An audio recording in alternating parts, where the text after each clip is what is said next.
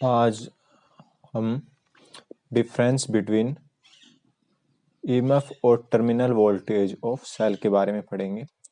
कोई भी जो आइडियल सेल होती है उसको हम किसी भी इलेक्ट्रिकल सर्किट में ऐसे रिप्रेजेंट किया जाता है। ये उसका हाई वोल्टेज पॉजिटिव टर्मिनल होता है और ये लो वोल्टेज वो नेगेटिव टर्मिनल होता है। और एक्चुअल में जो कोई भी एक सेल और कॉम्बिनेशंस ऑफ सेल्स को हम बैटरी बोलते हैं। और कोई भी एक सेल होता है उसका ओरिजिनली सभी सेलों का एक अपना खुद का एक इंटरनल रेजिस्टेंस भी होता है। वो तो एक्चुअल में सेल ऐसा होता है।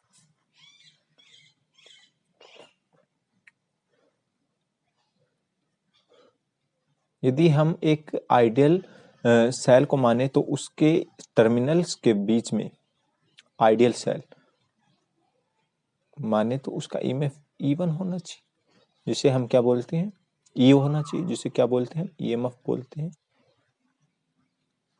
बट उसका एक इंटरनल रेजिस्टेंस भी होता है आर, जिसे आर से लिखते हैं। तो उसके जब हम बैटरी को किसी भी सेल को हम इलेक्ट्रिकल सर्किट में जोड़ते हैं, उसके साथ कोई भी लोड लगा देते हैं इसके अक्रॉस को, जो कुछ भी हो सकता है, मोटर हो सकती है, इलेक्ट्रिक मोटर हुई, रेफ्रिजरेटर हुआ, कुछ भी लोड हो सकता है, कोई भी रेजिस्टेंस हुआ, कोई हीटर हुआ, कुछ हमारा तो वो लगा देते हैं। तो ये जोड़ देते हैं इस सेल के क्रॉस, तो इस पूरे सर्किट के थ्रू से एक करंट फ्लो करता है। माना वो करंट आई फ्लो करता है। तो उस आई करंट के फ्लो होने के कारण जो एक्चुअल में जो वोल्टेज है अक्रॉस, जो आइडियली क्या होनी चाहिए थी,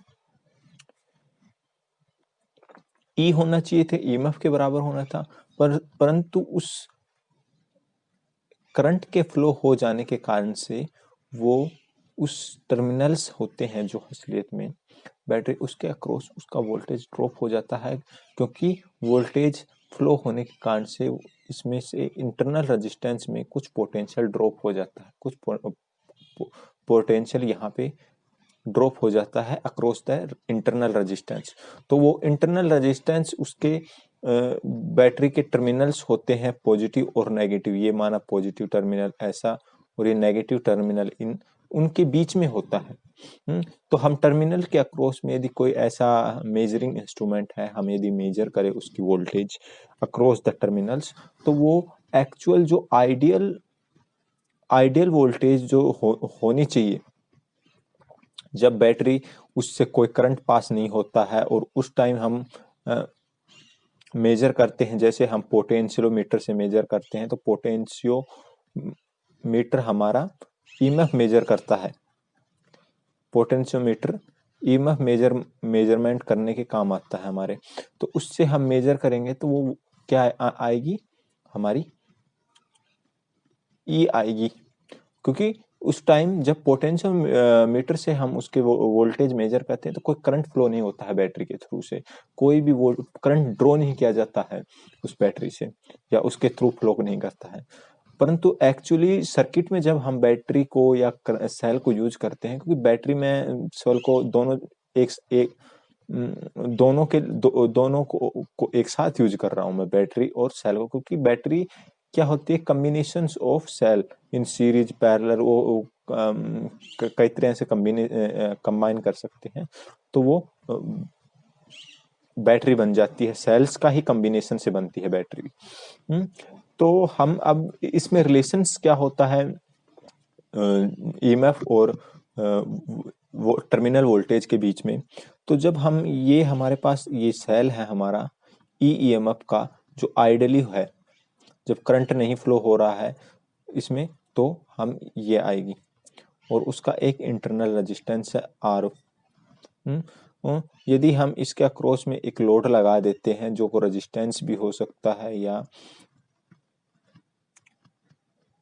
कुछ भी हो सकता है, कोई हाँ, कोई भी इलेक्ट्रिक मोटर हो सकता है, रेफ्रिजरेटर हो सकता है और कुछ भी हो सकता है लोड जो मतलब पावर को कंज्यूम करता है। तो आई करंट फ्लो हुआ, लेट्स आई करंट फ्लो किया है इस सर्किट से, तो जो टर्मिनल वोल्टेज है ये इन दोनों के बीच में होगा। तो ये यहाँ से और यहाँ के बीच में जो वोल्टेज होगा उसे हम क्या बोलते हैं, ये है टर्मिनल वोल्टेज। तो यहाँ से हम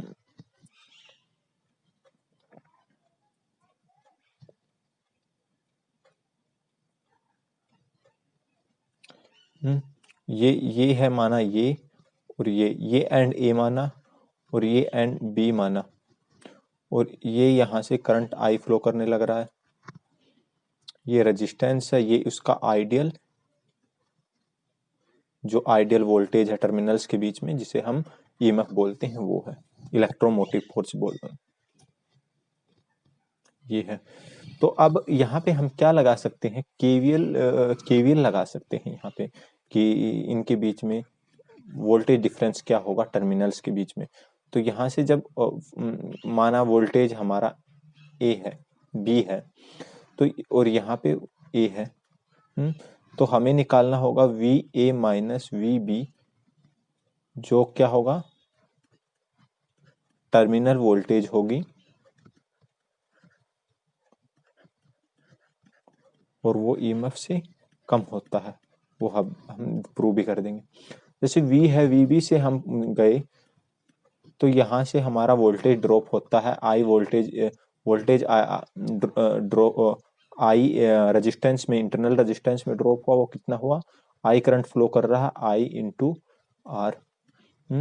फिर यहाँ पे हुआ, तो ये है नेगेटिव टर्मिनल और यहाँ पे पॉजिटिव टर्मिनल, तो इस तरफ जाएंगे तो वोल्टेज हमारी इंक्रीज हो जाएगी, तो प्लस ई, और ये हमारे हो जाएगा किसके बराबर होगा, वोल्टेज एट ए।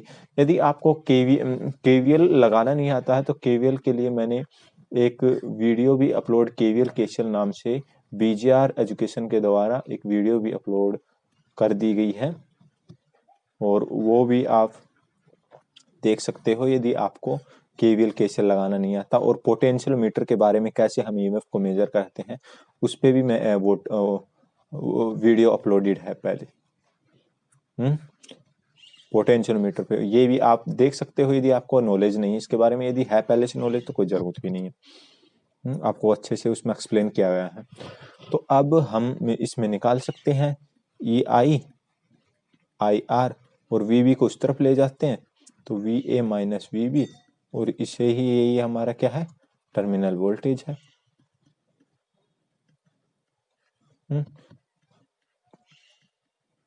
तो ये हमारा टर्मिनल वोल्टेज और उसमें ईएमएफ में डिफरेंस, ईएमएफ क्या है हमारा, ई है यहाँ पे, ये ईएमएफ,